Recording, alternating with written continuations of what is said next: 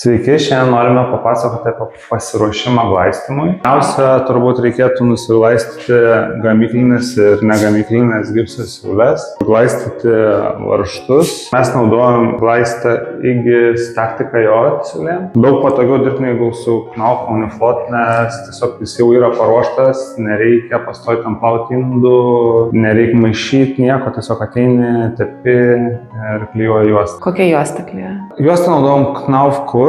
Yra Knauf ir kitokia popierinė juosta, bet Knauf Kurt šiaip daug lengviau klijuojasi, o neringa irgi pirmą kartą darė šitas sienas ir niekur nieks neatšopo, jokių problemų nėra, tai tikrai labai paprasta dirbti. Nereikia kažkokių ten įgūdžių, sakau, nes su tuo Knauf Uniflotu tikrai daug sudėtingiau, nes ten ir darbas toks biškai greitesnis, jis greičiau džiūna. Šiandieną Mantas mokins mane špakliuoti siūlę. Turėtų būti geras idėja tam, kas norės išmokti, nes neringa visiškai nemoka, tai bandysim išaiškinti viską. Tai pirmas žingsnis neringa. Reikia šitą kryptim užtepti ir špakliuoti laikyti, maždaug po tokiu kampu. Nežinau, ar matos, kaip laikau prieš sieną. Ta prasme, taip ir biškai paspaudė. Nes kaip kampu, tai tas špaklius taip prisipildo į siūlę. Tada tą perteklių nubraukia. Ir turi prisipildyti. Tai pirmas žingsnis taip užsipildai. Iš šono žemyn. Čia viršų jau gal neprieisi, tai taip ir užtepsi irgi taip. Bet visur, kur galima, tai taip. Šono ir po to horizontaliai ir vertikaliai. Bet kai nubrauki, taip statmenas stengias laikyti. Ta prasme, ne taip, nes kai taip, tai da užsitepa. O taip nusivalo tas perteklis visas ir turi gražų paviršių. Čia irgi tuos šonus darodydamas priterlinau, bet glaistę gerai yra prasimaišyti truputėlį, tai iš oro tarpo išeina ir toks biškai, kaip pasidaro toks šiek tiek skystesnis ir biškai lengviau gal dirbti. Šitai prisitepi, nubraukia, pritepi, nubraukia. Čia pirmas dabar prieš klijuojant tą popierių, tai tiesiog užpildai visą tą siūlę. Nereikia čia labai dar stengtis gražiai viską užvilkdėlę, kad būtų glaisto pilna siūlė. Ir viskas, kažkas tokio, nereikia rūpintis, kad rankovo ant krašto ar kažkas. Naudojam Knauf Kurt juostą. Būtent Kurt, nes yra kažkokia kita popierinė, tai man asmeniškai kiek bandžiau, jinai daug pigesnė, bet daug prasčiau limpa, nežinau, su šita niekada dar nebuvo, kad ne vieną kartą, kad atšokau. Tai labai lengvai kažkaip su ją dirbti, tai tikrai rekomenduoju, verta tos kainos. Nes po to visokių oro burbulų lieka, dar kažko, tai labai didelis po to rūpestis tvarkyti. Kam tai juosta reikalinga? Juosta sujungia plokščias, padaro tokį kaip vieną daiktą, kad įtrūkimų nebūtų ir panašiai. Kai dvi atskiros plokštės yra, tai vis tiek jungimas yra silpniausia vieta, kur gali įtrūkimas atsirasti. Tai juosta kaip ir sujungia į vieną daiktą.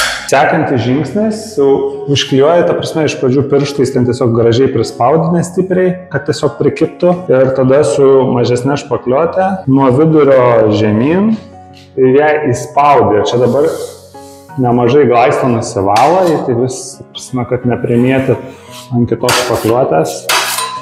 Ir visą taip įspaudė, kad neliktų oro tarpu. Ir dabar tą patį į viršų. Geriausiai nuo vidurio pradėti, nepatempi juostos, jei nuo čia brauktum žemyn, tai jinai visą taip ir nusilūk. Jo, paimi nuo vidurio į vieną pusę, nuo vidurio į kitą pusę, kai tada jinai užsispaudžia. Nepastumsi, labai daug jėgos reikia pastumti.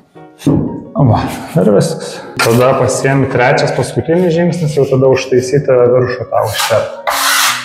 Jau dabar jau tas galutinis ir paliksim iki glaistymo. Glaiščias kaip išdžiūna, tai nereikia irgi įsigąsti, nes, nežinau, visi turbūt glaistai šiek tiek traukiasi ir tie siūlės vieta būna įduba. Tai po to be glaistant, kai glaistai kelis kartus, išsilygina. Realiai po pirmo karto jau išsilygina, nes ten būna koks turbūt milimetras. Ir vėl visą laiką iš šono kažkaip užsitepi. Nežinau, pas mane turbūt įprotis, net kitaip ir neišeina.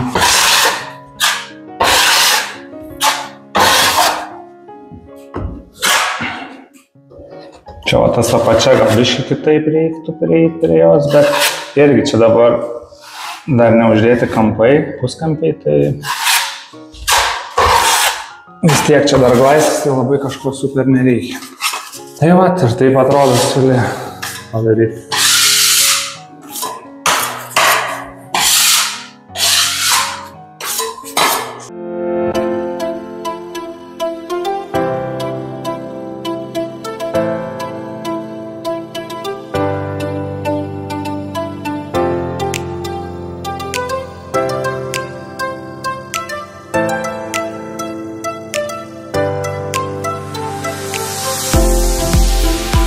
Kaip man sekėsi? Labai gerai, kai pirmas ginas tai idealiai. Dabar tik tai išmokti greičią truputį ir viskas. Greičiau pradėti ir viskas. Nenorėk visko iš karto. Taip, tai viskas gerai. Iš pradžio tas judės teisingus. Matysim rytoj neatšokę. Bet neatšokti viskas gerai. Tu būtum vas tuo knauko, pilių glaisti būtų sunkiau būtų. Šitą daug lengviau dirba, labai gerai. Toliau sekantis etapas iš pasiruošimo, tai kampai ir puskampiai. Tai kampas atrodo taip. Puskampis turi vieną tokią briauną, kaip ir kampo, kitą siaurą ir pilną.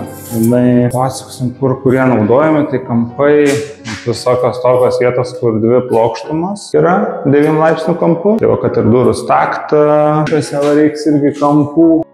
Čia vėlgi mūsų durų stakta bus tokia, kur čia tiesiog kaip arka praėjimas, kur irgi užsidės kampai. Dar irgi gipsas užsiklijuos, kampai susidės. O puskampiai, tai puskampiai visur naudojami šešėliniams siūlėm formuoti. Tai pavyzdžiui, kaip pas mūsų lubose šitoje vietoje. Prie grindų grindjuostėm. Darysim irgi su šešėlinė siūlė įleistas grindjuostės. Šiaip ant gipso visur naudojam tvirtinimui kabės nerūdijančio plieno. Tiesiog jis pasistatom į vietą, tarkim, durų kampas, o dabar irgi įjungtas lazeris, tai pasistatai lazerį viena kryptim, kita kryptim, pasimatuoji, prisišaudai ir viską. Biški gal minusiukas mėlyno gipso, kad jis labai kietas, tai kabės bent su mano pistoletu neiššauna pilnai, tai turi dar su plaktuku praeiti. Bet į baltą, žalią gipsą, tai labai iškart šauna ir viską. Turėjom va čia irgi arkose, šitie kampai buvo ne 90 laipsnių, reikėjo lenkti, įrašai pirkti 135 dar kampai, bet išsisukom kitų būdų. Tai paprastą kampą 90 laipsnių, vidinę briauną su peiliuku taip stipriai įsipjaunu 3 kartus ir tada labai gražiai išsilenkia, ką reikia ir jis tiek lieka tvirtas. Tai buvom pasidarėme čia pirmas sluoksnis su metaliniais kampais, bet su metaliniais kampais nelabai tobula linija gausi, dar ant viršaus dėjom popierių su plastiku maišytas kampas. O toksai kampas ir irgi įsilenkia į kokį nori. Čia viduje kaip kažkoks kaip plastikas panašiai. Iš karto jo kaip ir užtektų jam. Tvirtas irgi kampas gaunasi su juo. Ir irgi belė kokį kampą gali pasidaryti. Tai irgi užsidedė ir glaisti. Jis klijuojas tiesiai į glaistą, tai negali taip prisišaudyti kaip su kadam, bet irgi nėra labai sunku pasidaryti. Tada kitas dalykas, ką mes darėm, tai vat irgi langų angokraščius. Tai tvarkėmės irgi darėm su šešėlinė siūlė. Daučios nelabai matosi, tai mes įsidedam linaraumą 2, ten gal su kažkiek milimetrų, ten apie 2 gal su pusė, tai tarp 2-3 milimetrų kažkokį nusipirkom tiesiog ir jį įkišam, prisikliuojam prie lango šitaip. Ir tada čia iš karto ant gipso užsidėjau prieš klijuodamas puskampį ir prispaudi tą gipsą su puskampiu prie šičia. Tada aš klijau su plytelių klijais, nežinau, ten kiti klijuoja su Pelfixu Knaufo, tai Pelfixas man biškai nepatinka, kad labai irgi greitai džiūna, labai tas toks darbas, kur turi skubėti ir panašiai, tai su plytelių klijais labai viskas man čia puikiai pasisekė. Irgi viską su lazeriu tiek ties lango briauną pasitikrinu, ties čia, visom kryptim susitikrini, susidedi jį ir ant plytelių klijų išsireguliuoji. Užklijuoju kitą dieną, tada vėl šičia darausi, dažniausiai biškai daugiau gipso palieku čiut-čiut, kokius kelis milimetrus. Su gipso tarka nusišveičiu, išsilyginu su šitą plokštumą. Jei dar kažkur ten klijų neužtepu iki iš karto, tai dar po to kitą dieną užpildau tarpus į kažkokį likę ir dedu kampus. Tai čia irgi pavyksta dažniausiai sekančią dieną dar ir į klijus gerai įsišauna kabės. Dar ganėtinai minkšti tie klijai būna ir susišaudau, išsigaudau ir į tą kampą tiksliai ir taip pasiruošiu angokraštį. Jeigu dėsit nematomas duris, tai irgi čia įsideda aliuminės taktai, jinai prisisuka prie karkaso. Kada ją reikia įdėti?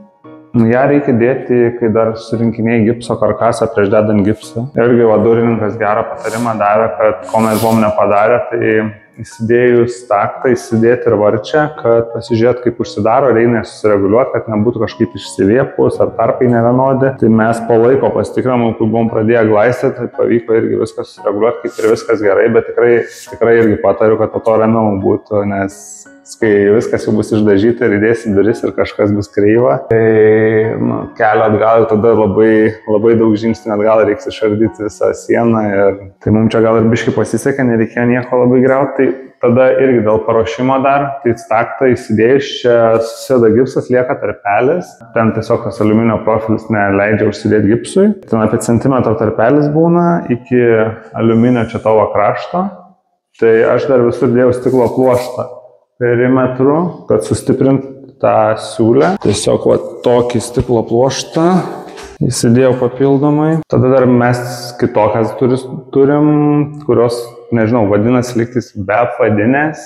Tai jos montuoja taktą medinį į vidų ir turi apvadus, bet tie apvadai lygiai su šitą plokštumą ir gaunasi kaip dvi šešėlinės siūlės. Ten gaunasi kaip viena ant tų durų, čia dvi. Tom durim labai reikia gerai paruošti angą, jin turi būti visa vienodo pločio, nepasvyrus, nekreiva kažkokia. Plotis angos visur identiškai, kuo vienodesnis. Ir čia labai kruopščiai reikia kampus dėti su lazeriu gulščiuku tikrint, visais būdais įmanomais iš visų pusių labai susitikrint. Čia irgi nuo kada reikia žinot, kad tokias duris dėsi? Vėl, jeigu be vadinės, pavyzdžiui, surinkinėti jau karkasą reikia įsidėti, tai jeigu galvojat ar tokias ar kitokias, ta prasme, reikia kuo anksčiau žinosi, tai ta prasme taip ir pasiruošti tam darbui. Nes jei norės senų, tai jas pačiam pradžioj, šitas reikia gipsą tvarkingai čia sušpakliuoti. Paprastom durim, tai ten nežiūrės beveik nieko nereikia, ant pat galo, kokia jau bebus tanga paliktai, tokį sumontuos, nes viską paslės apvadai. Kotedžą pas save dariausi ir buvau irgi neapsisprendęs, kokios bus duris, galvojau paprastas tiesiog ir nusprendėm dėti šitokio tipo duris ir jau buvo išdažyta, man atrodo, jau buvo išdažyta ir tada nusprendžiau dėti tokias. Tai labai daug reikėjo perdarinėti, suvestos kampus viską ir irgi iš pirmo karto net nepavyko, neturėjau tada dar lazerio, su gulščiuku žaidžiau. Tai labai toks buvo iš kelių kartų, kol pasidariau lygiai. Tai labai daug laiko atėmė ir reikėjo perdažyti tas sienas, kurios buvo su durim. Kodėl čia taip darai? Siūlę, kad būtų galima padaryti, kad būtų kur špaklinti. Tokia technologija šiaip pažinta. Bet realiai apka taip.